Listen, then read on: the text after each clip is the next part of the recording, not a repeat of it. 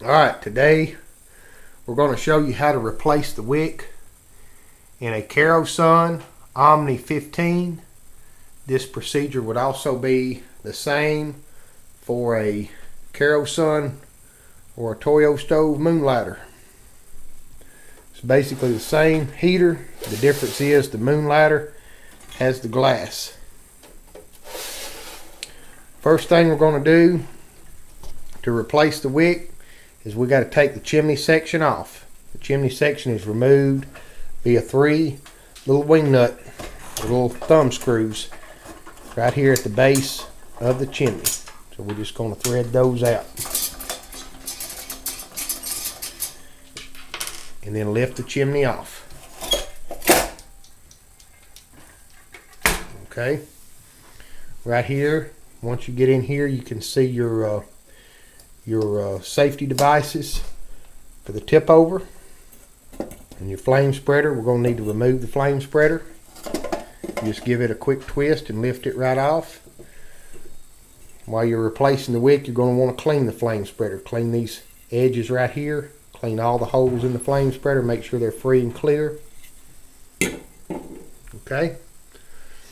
Now we're going to have to remove the igniter assembly. The igniter assembly just lifts off. Just get your wire up. Take and lift the whole igniter assembly out of the way. Just like that.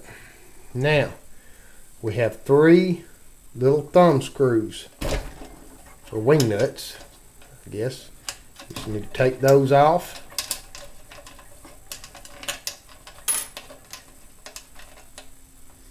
You don't have to actually take them off. You can just loosen them and spin them to the side if you prefer. Alright, and once we're to that point, then it's time to lift the wick adjuster out. So just grab this and give it a little pop, just like that, and then lift it off. Now this is going to expose your wick.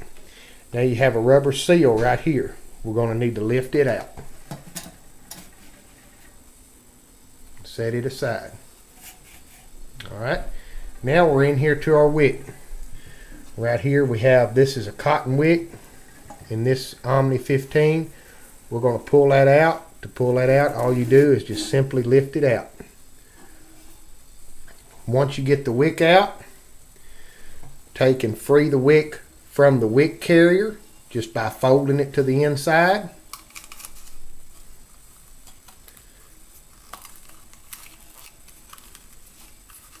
And pulling it out. Alright, and have you a bag ready and just discard that old wick in a bag because it's going to have fuel in it. Alright, now we're going to go away for a few minutes because right now, while we've got this heater tore down, we want to go ahead and clean up these areas right here. So we'll be right back with wick installation.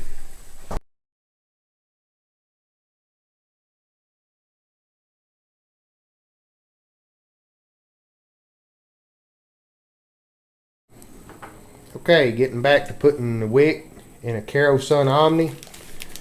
Our wick of choice today is a Hattersley Keeley wick number 4A. The 4A is the fiberglass version of the number 4. We're going to use a fiberglass wick today. So let's go ahead and pull it out of the pack. Now your replacement wick has a canvas sleeve on it. It makes installing it a little bit more difficult, but it makes the wick a lot more sturdy. The fiberglass wick will last longer than a cotton wick. To clean the wick, you just let the heater burn out of fuel, let it burn dry, and it'll burn any carbon off the end of the wick that accumulates. With a cotton wick, you don't want to burn it dry because every time you burn the wick dry, a portion of your wick will burn away. So today we are using a fiberglass wick.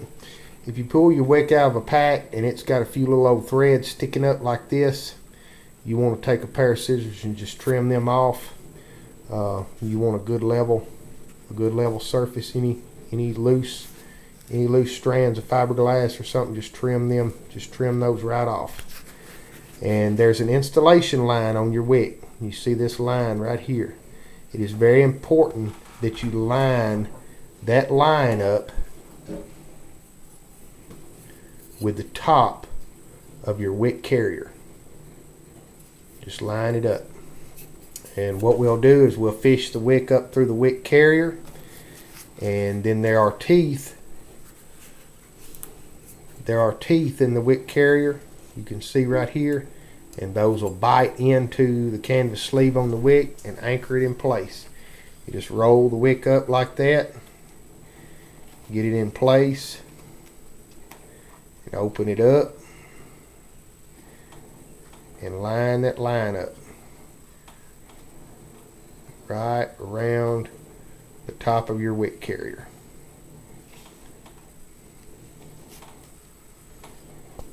And we'll be right back as soon as we get our wick all anchored and everything trimmed up and ready to go in the heater.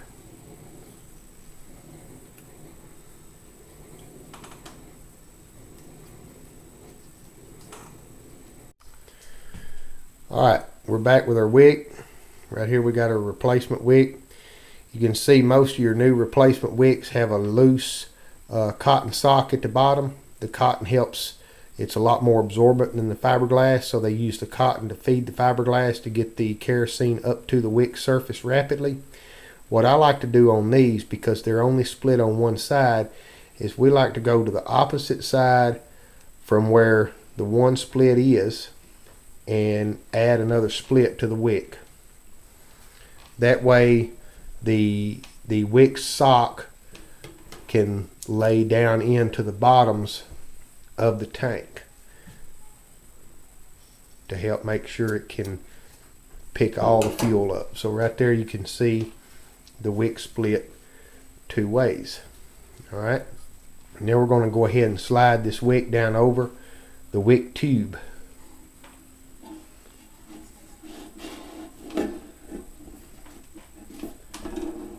Have to work it down on there. Once you get it in place, it'll slide pretty easy. Alright, once it's in, you want to leave your wick up enough. You want the wick to stick out over the top of the wick tube on this, and then just kind of roll it in over the wick.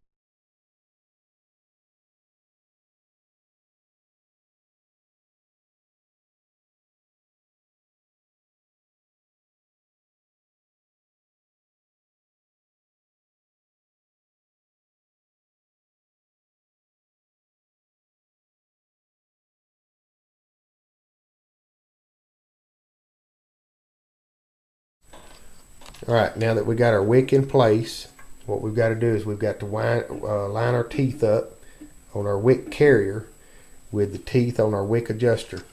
Now there is also a rubber gasket here. This rubber gasket, you don't want to set it on the heater, because a lot of times when you just drop this down on here onto the heater, when you set your wick adjuster on, you'll actually roll your gasket like this and push it down into your tank. You don't want that. It won't provide a proper seal. So what I like to do is go ahead and stick it to the bottom of my wick adjuster, and then we just set it down on there and line it up. Once the teeth mesh, then you can spin it where it needs to be.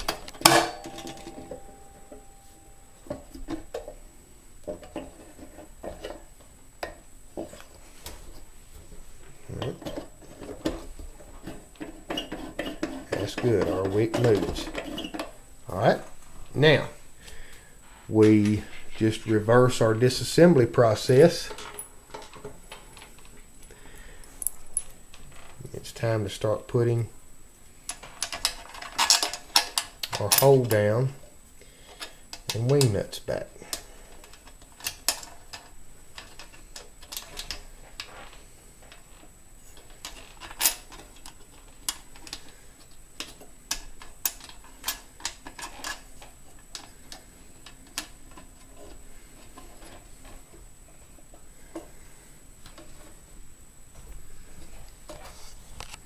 Alright, once you got that in place, it is time to reinstall the igniter assembly.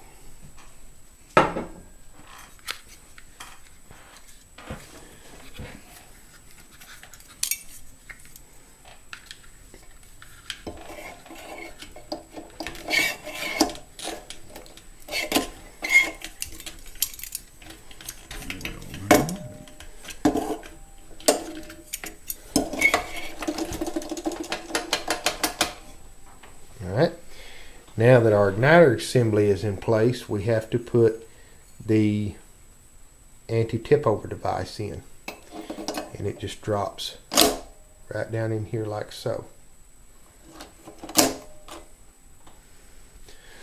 Now the way your anti-tip over device works on these is you have this collar that sits down in here, and if it's stripped, it pops that up. When your flame spreader is sitting here, this pops up and makes contact with the bottom of your flame spreader, extinguishing the flame.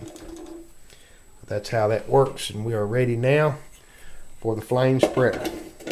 It just drops in place and a twist and locks in.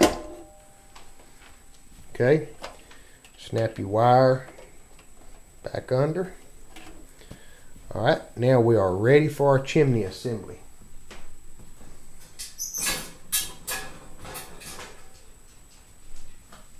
Right here is our clean chimney assembly. Just line it up. Line your tabs up.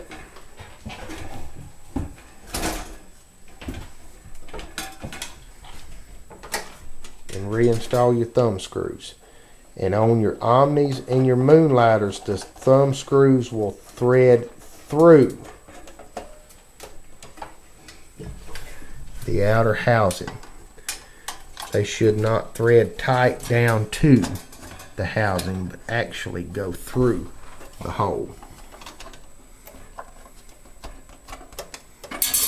which sometimes requires some slight manipulation, but that's the way they are supposed to be.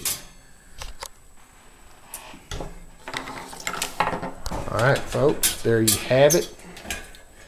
We have a new wick installed and a Kero-Sun Omni 15, which is basically the same as a Kero-Sun or Toyo Stove Moonlighter. We'll come back momentarily and let you see it in operation.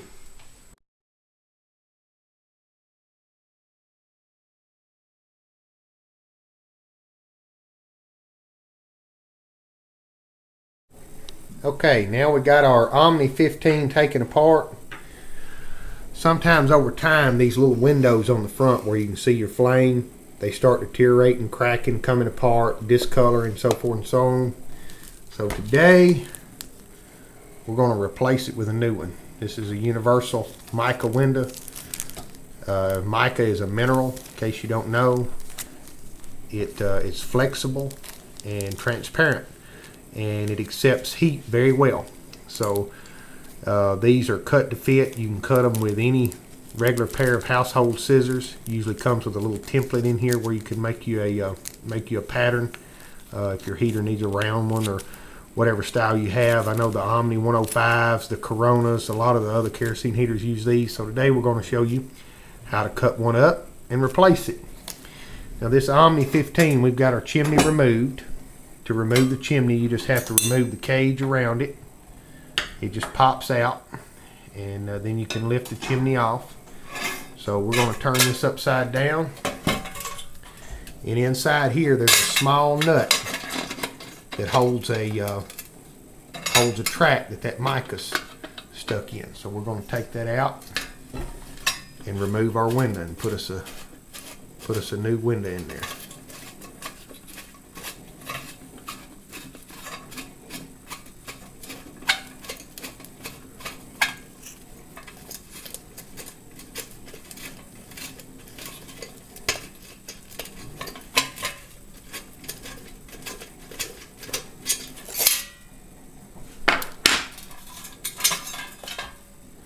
Alright, right here is your track that goes at the bottom. that holds the window. You can see it's got a little lip. Now we're going to reach right in here, grab the mica at the base, and pull it out. And now right there you can see a dark and cloudy, discolored looking piece of mica. So let us get the new pack opened up, and we'll.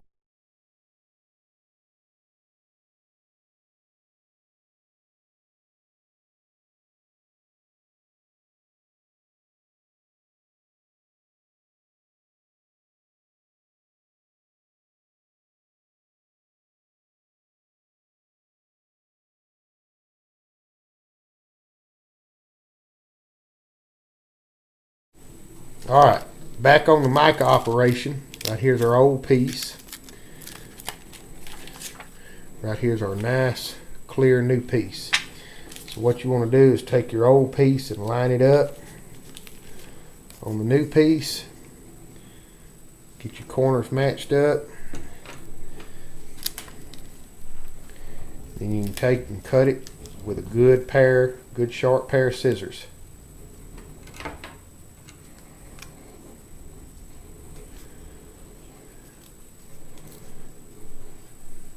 Follow your lines.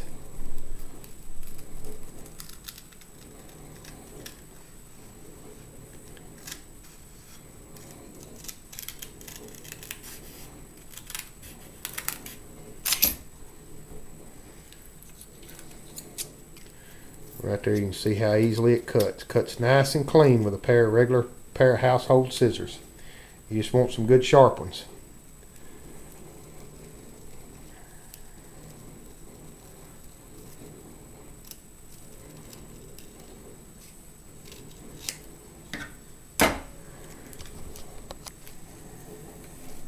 Alright, once you get your mica cut, you got a nice new mica window. And we're going to take and line it up in here and install it back in the heater in the reverse fashion that it come out. You got to slip it in a track up here and install your track at the bottom to hold it in. So we'll come back in just a few minutes.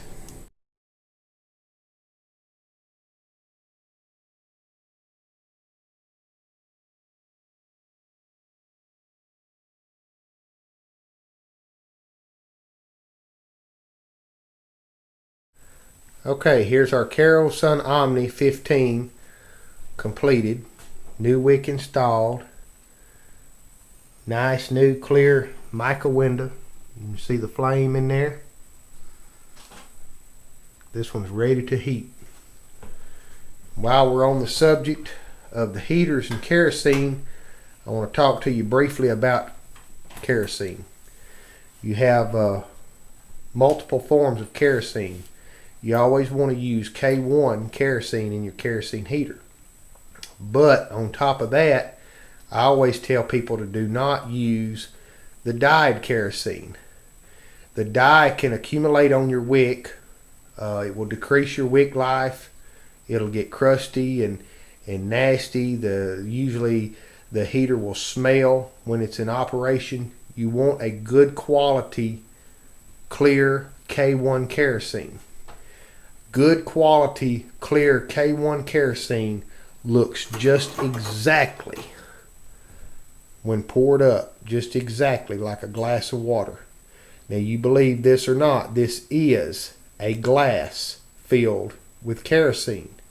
This is kerosene right out of a fuel pump, just like you pump gas in your car, from a service station. And it is clear as a glass of water. To show you that this is kerosene, we're going to ignite it.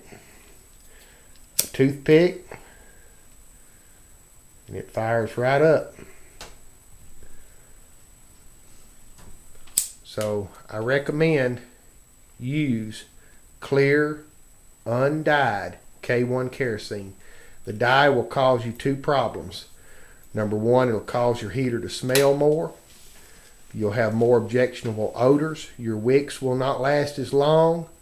And the dye also disguises the condition of the fuel. Yellow or cloudy looking kerosene is not something you want to burn in your heater. If you have trouble with your heater smelling, and odor, it's most probable the fuel you're putting in your heater. So there it is today. That's replacing the wick on a Kero-Sun Omni 15 or a Kero-Sun Moonlighter. Pretty much the same basic heater, just the Moonlighter has the glass. Hope you enjoyed. Hope you find this helpful.